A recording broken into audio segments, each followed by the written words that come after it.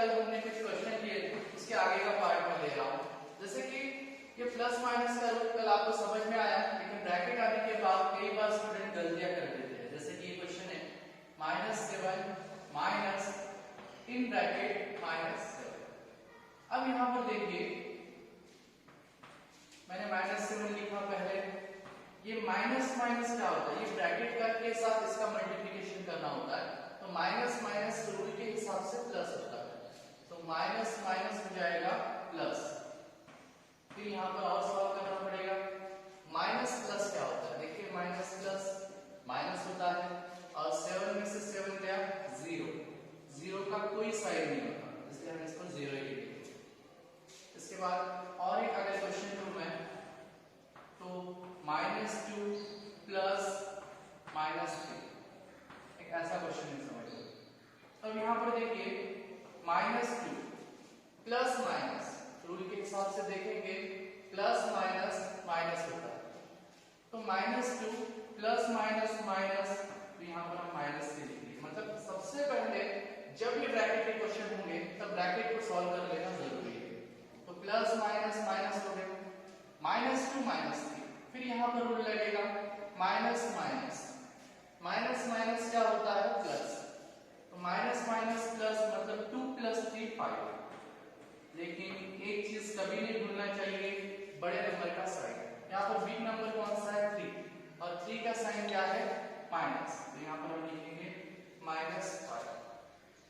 तो इसकी तरह से हम और एक दो क्वेश्चंस लेंगे जिससे आपको क्लियर हो जाएगा कि ब्रैकेट के क्वेश्चंस किस तरह से कंप्लीट करना है। जैसे कि और क्वेश्चंस पे ले लूं मैं, तो यहाँ पर नंबर ले सकते हैं हम 7 माइनस -8।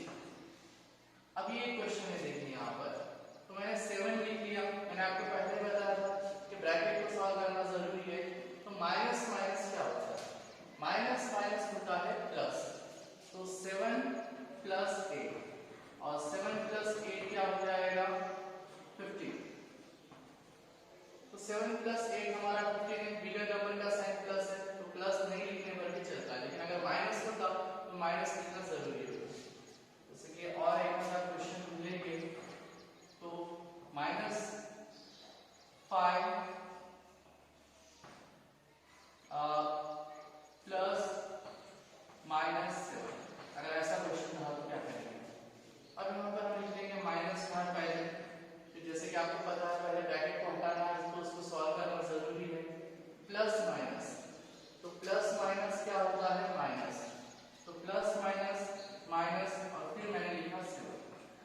अब देखिए -5 - 7 है, तो रूल के हिसाब से माइनस माइनस क्या हो जाता है, प्लस, तो 5 + 7 क्या हो जाएगा, 12। लेकिन बहुत सारे स्टूडेंट यहाँ तक लिखने के बाद छोड़ देते हैं, लेकिन इसके आगे क्या लिखना चाहिए, बड़े नंबर का साइन। तो बड़ा नंबर हमारा 7 है, और 7 के आगे साइन क्या है, माइनस, हम यहाँ लिखेंगे -2। तो इसी तरह से प्लस माइनस के रूल्स के क्वेश्चंस हमने ले लिए हैं, जो कि 9th की पढ़ाई के पहले सभी स्टूडेंट्स को आना जरूरी है।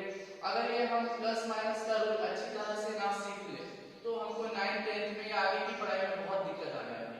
इसलिए इस प्लस माइनस के रूल्स के क्वेश्चंस आप प्रैक्टिस कर लीजिएगा। यहाँ पर दूसरा टॉपिक लेने वाले हैं एडिशन ऑफ फ्रैक्शन। अब देखो सबसे पहले फ्रैक्शन यानी क्या होता है वो जान लीजिए। जैसे कि अगर कोई नंबर्स इस फॉर्म में होते a/b, तो इसको हम फ्रैक्शन बोलते हैं, और a को हम बोलेंगे न्यूमरेटर,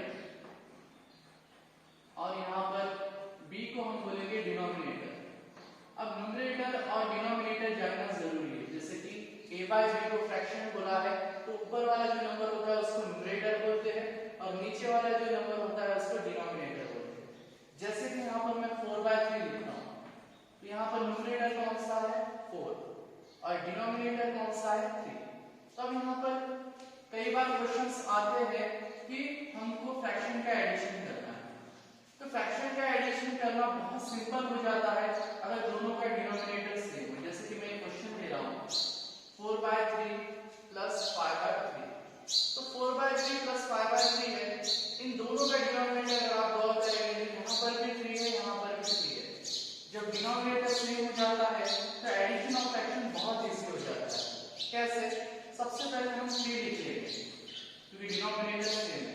अब दोनों ऊपर के नंबर का एडिशन करेंगे तो क्या होगा 4 + 5। तो 4 + 5 कितना होता है 9/3 और 9/3 क्या हो जाएगा। इस तरह का हमने डिनोमिनेटर सेम वाला क्वेश्चन लिया है। जैसे कि और एक क्वेश्चन में आपको बता रहा हूं अगर डिनोमिनेटर सेम रहा तो हम कैसे कर सकते हैं। जैसे कि यहां पर मैं क्वेश्चन ले रहा हूं -4/5 प्लस 7/5 ये क्वेश्चन है समझ लीजिए। अब यहां पर डिनोमिनेटर सेम है। डिनोमिनेटर सेम होने के बाद देखिए हम यहां पर नीचे 5 लिखेंगे क्योंकि दोनों भी क्वेश्चन में डिनोमिनेटर सेम है, लेकिन ऊपर के नंबर का एडिशन करना पड़ेगा। तो -4 + 7। फिर यहाँ पर हमारा रूल हमको पता होना जरूरी है क्योंकि माइनस प्लस क्या होता है माइनस, और 7 में से 4 गया 3, और बड़े नंबर का साइन नहीं भूलना है, बड़े नंबर का साइन है प्लस अपॉन 5। तो 3/5 को सॉल्व नहीं होगा तो फाइनली हमको लिखना है 3/5। तो ये एडिशन ऑफ फ्रैक्शन है, लेकिन एडिशन ऑफ फ्रैक्शन थोड़ा सा आगे हम देखेंगे।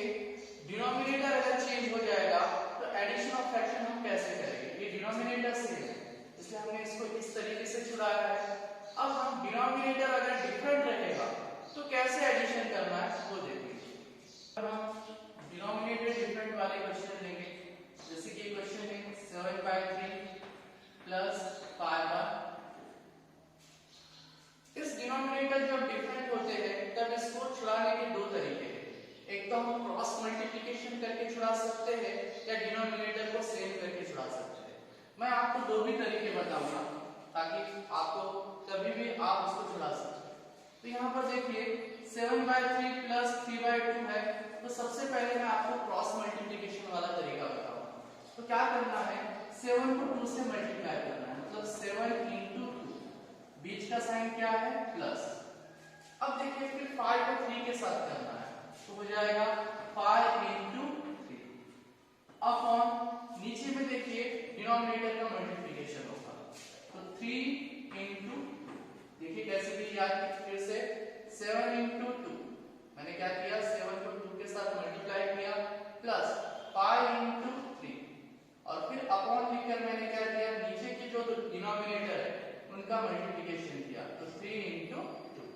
अब देखिए सॉल्व करेंगे हम इसको 7 2 * 14 प्लस 5 3 * 15 अपॉन 3 2 * 6। तो 7 2 * 14 हुआ तो 14 प्लस 15 कितना हो जाएगा 29/6।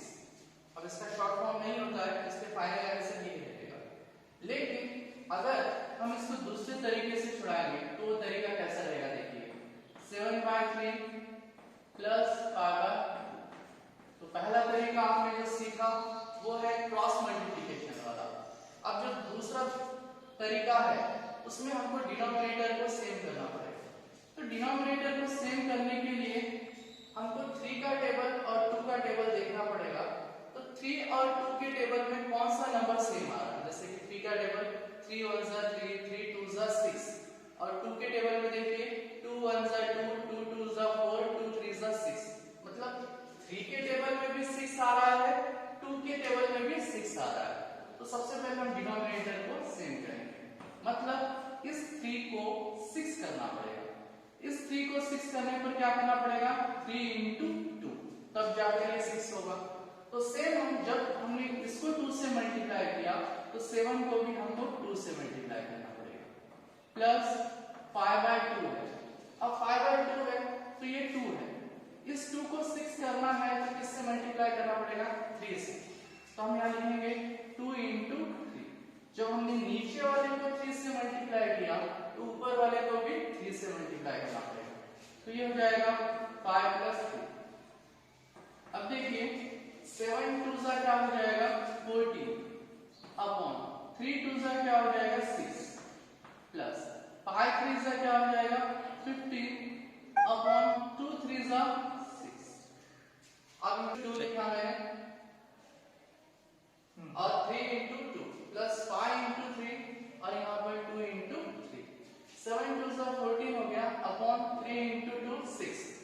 प्लस 5 3 जा 15 और 2 3 जा 6। अब सेम ये इस तरह से हो गया, यहाँ पर डिनोमिनेटर सेम है, तो डिनोमिनेटर सेम है तो हम लिखेंगे 6 और ऊपर लिखेंगे दोनों का एडिशन 14 प्लस, यहाँ पर 14 प्लस 15 कितना हो गया 29/6। इस तरह से हमने इस एडिशन ऑफ फ्रैक्शन को दो तरीके से बताया। आप तो इसको क्रॉस मल्टीप्लिकेशन करके भी छुड़ा सकते हैं या आप इसको डिनोमिनेटर सेम करके भी छुड़ा सकते हैं।